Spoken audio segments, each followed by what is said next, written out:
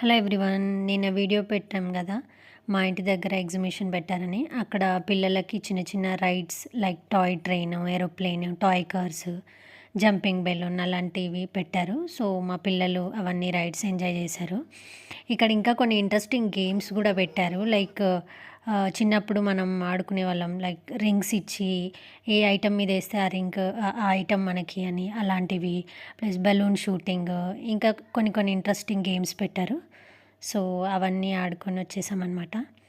Thank you for watching. Please do like, share and subscribe to my channel.